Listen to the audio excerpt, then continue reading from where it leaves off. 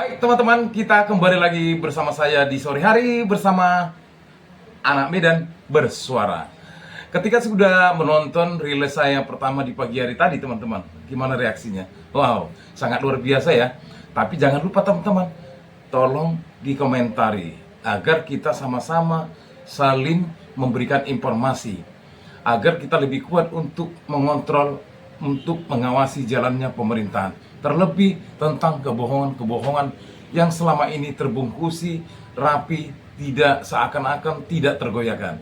Namun, seperti kata orang-orang bijak, hanya kebenaranlah yang pasti akan menang, walaupun datangnya selalu terlambat.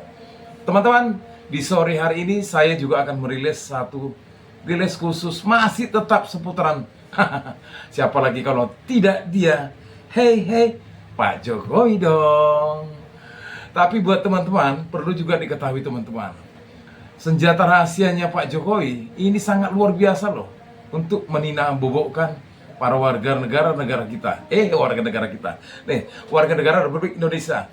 Beliau sangat amat pintar untuk meninambobokkan ya. Seakan-akan beliau tidak bersalah. Padahal begitu banyak problem-problem yang dihadapi, yang sampai saat ini yang mengakibatkan utang kita semakin tinggi.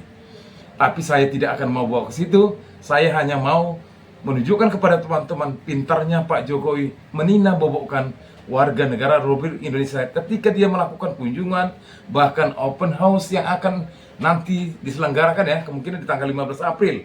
Seperti kata saudara Rismon, ayo kita hadir untuk silaturahmi dan begitu juga hal-hal yang lain, tapi tidak melakukan sesuatu yang tidak berguna buat kita ya. Baik teman-teman, untuk itu coba kita lihat ya, di mana Pak Jokowi ini selalu membuat masyarakat itu simpatik. Ayo kita tonton videonya.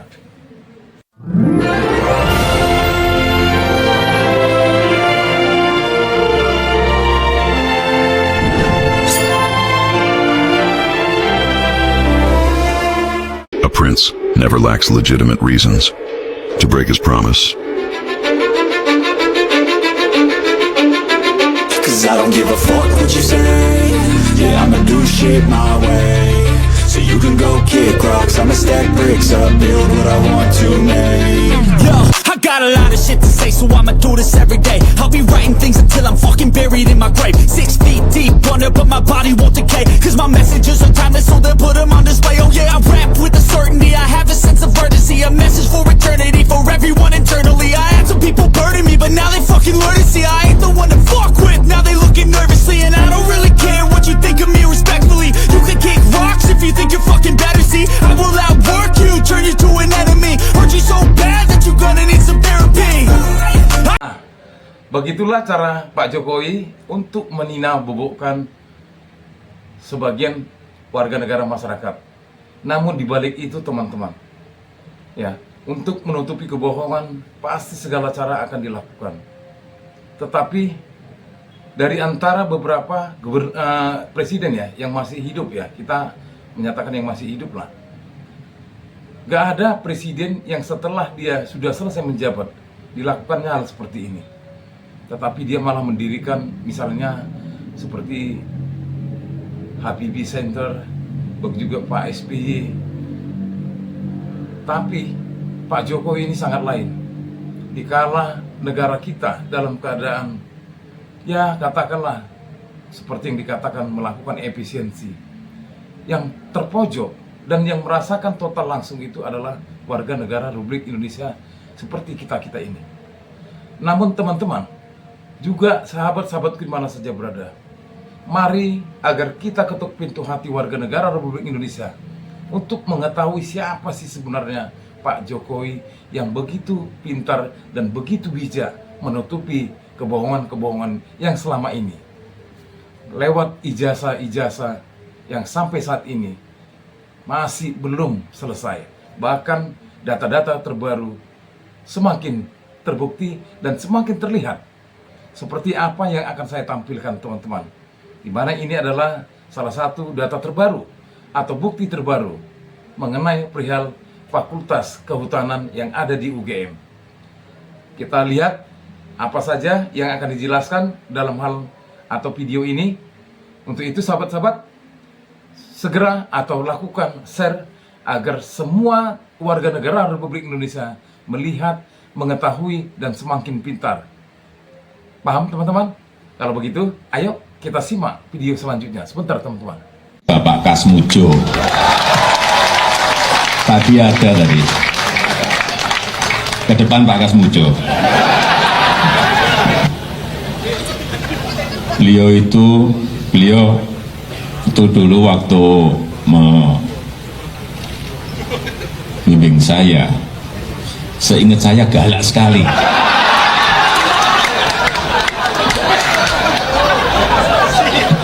Galak sekali, saya masih ingat galak sekali.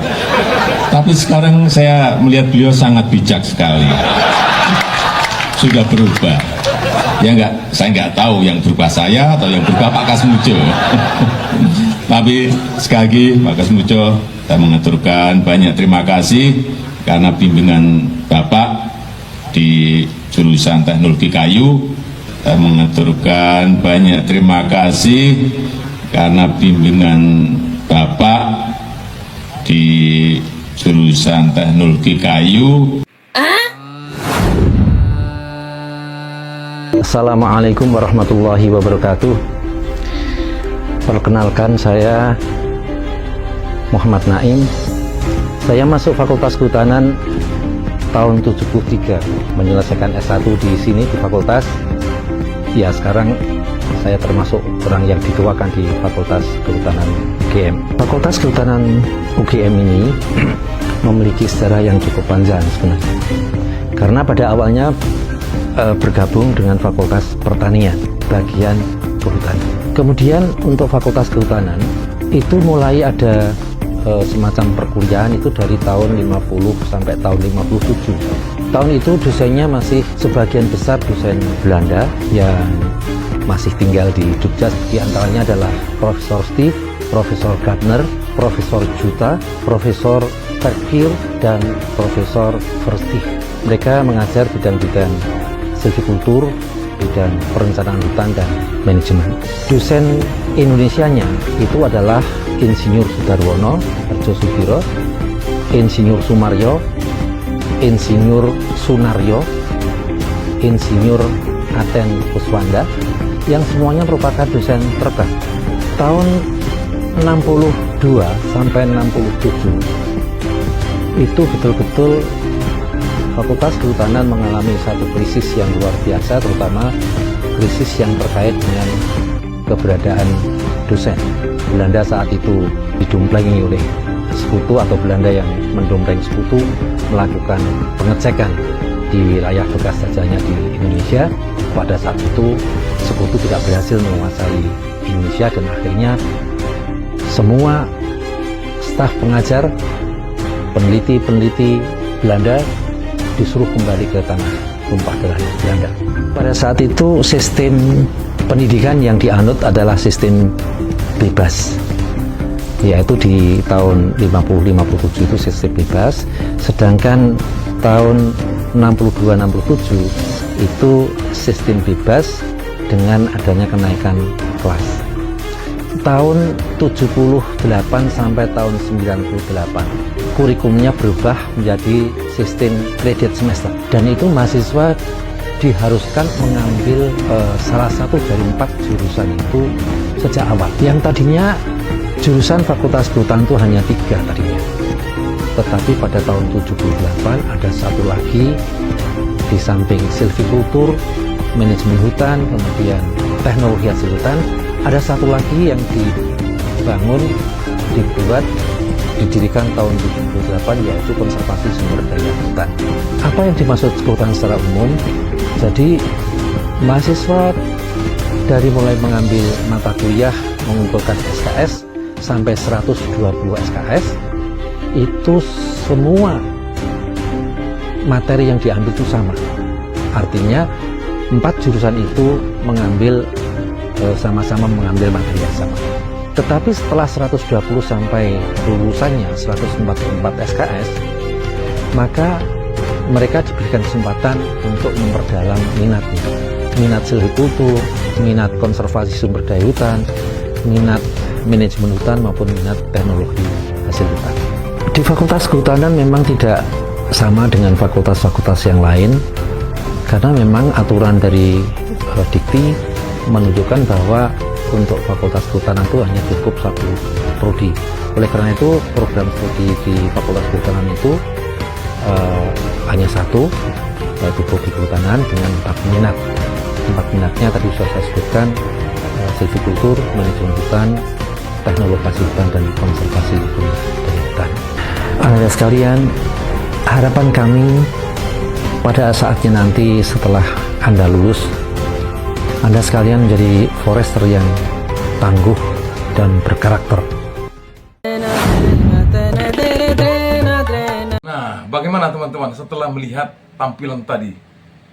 Ya, kesimpulannya ya, dan sudah dijelaskan bahwasanya apa yang dikatakan oleh Pak Jokowi, berterima kasih kepada dekannya, ya, termasuk dosen pembimbingnya, di mana pada waktu itu beliau kuliah di Universitas Gadjah Mada, Fakultas Kehutanan, jurusan Teknologi Kayu.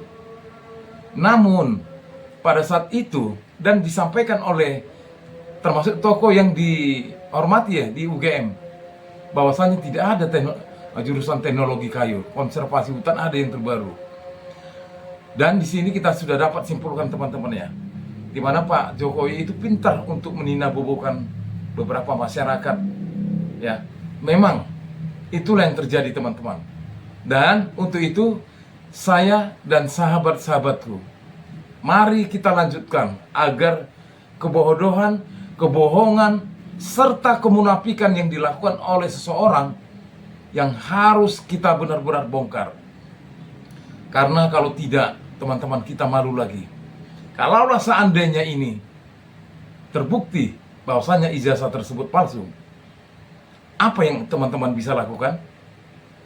Apa yang bisa kita lakukan? Mulai dari wali kota, gubernur, bahkan presiden. Wow, luar biasa. Apakah kita meminta pertanggungjawaban beliau? Atau meminta seluruh gaji yang sudah diserahkan? Bahkan yang kata-katanya seorang mantan presiden mendapat sesuatu yang sangat luar biasa ketika dia tidak menjabat presiden lagi, atau katakanlah bonus. Ya, bagaimana teman-teman?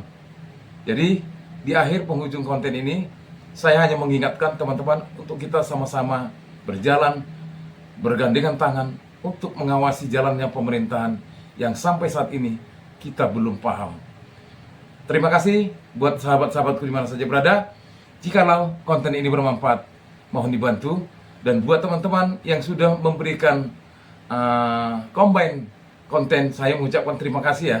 Terima kasih dan salam perjuangan. Merdeka, merdeka, merdeka. Hidup rakyat Indonesia.